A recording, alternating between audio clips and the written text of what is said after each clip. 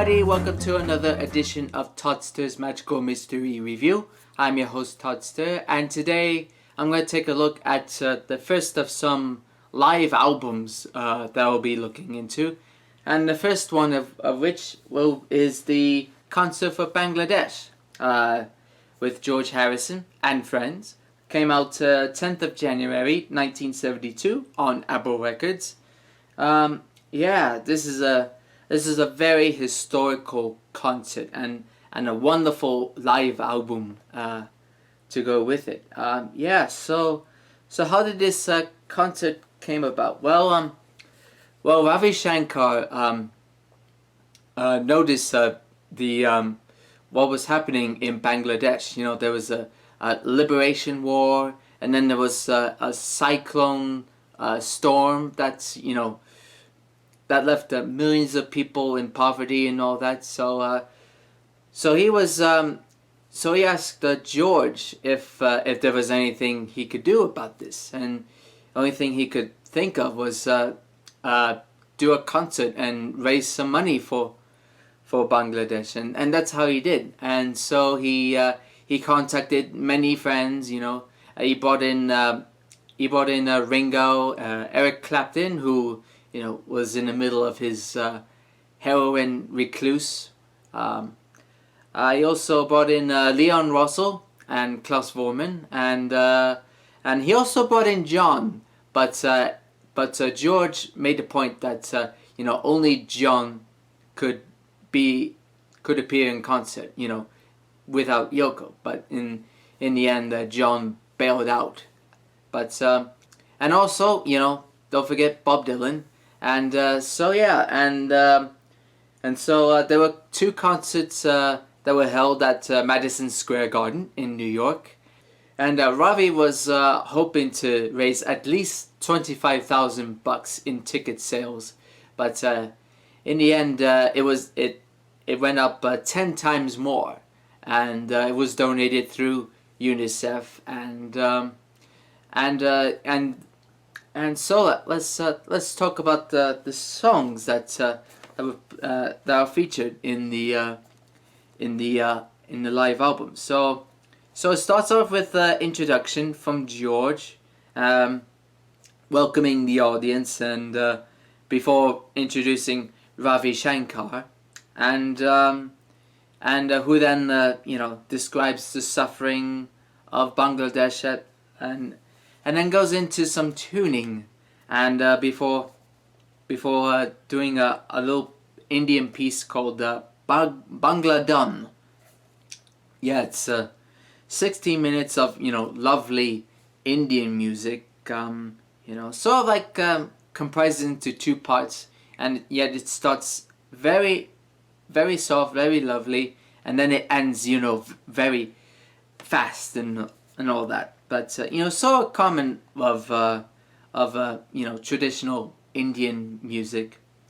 And then, well, that's the first side, and then the second side, the main band comes in, and they start off with a few tracks from George's All Things Must Pass. They start off with Wah Wah, and then goes into My Sweet Lord and Waiting on You All.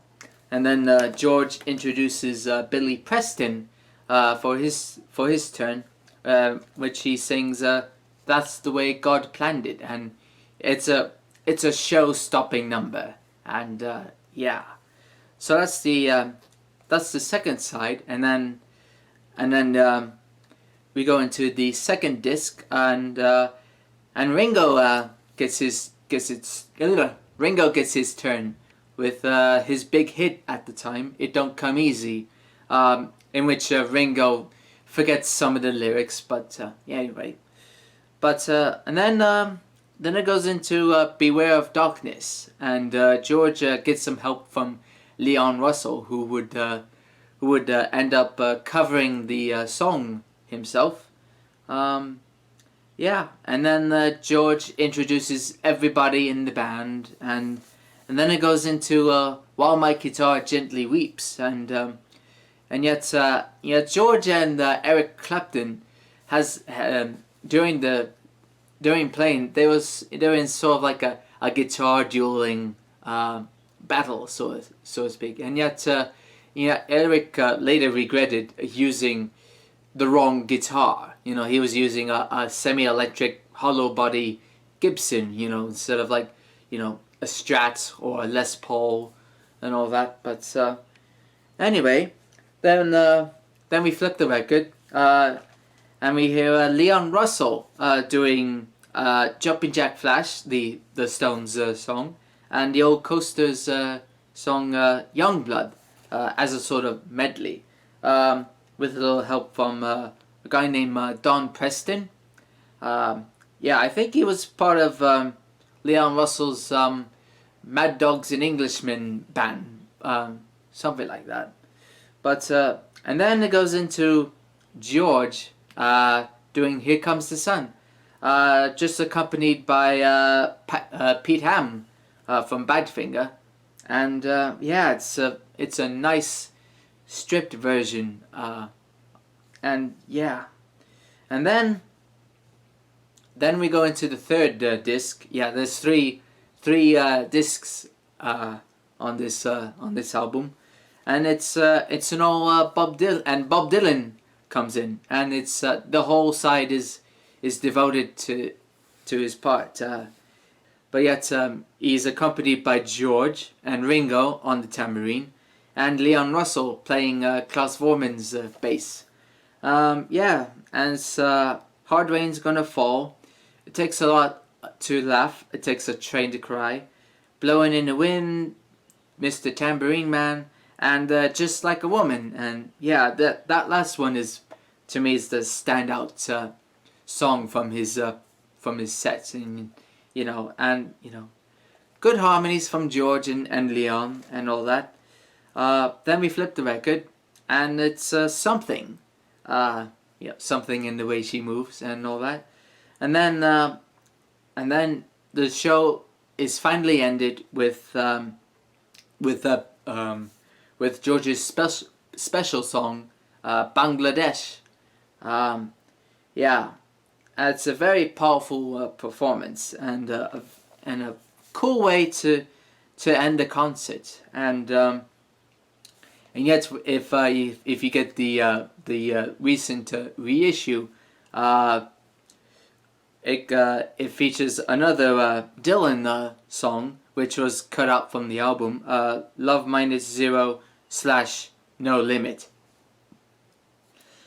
So what do I think about this album? Well, this is a wonderful artifact of this concert, and almost all the performances that are in this album is as good as the original recordings, and yet of course this opened the door to lots of many benefit concerts, and a Live Aid and Amnesty and all those charity shows that was soon to follow. And so as far as ranking, I would give this 4 Georges out of 5. So there you have it, Concert for Bangladesh with George Harrison and friends. So my name is Toddster. You've just watched another Toddster's Magical Mystery Review, and see you next time. Until then, toodaloo.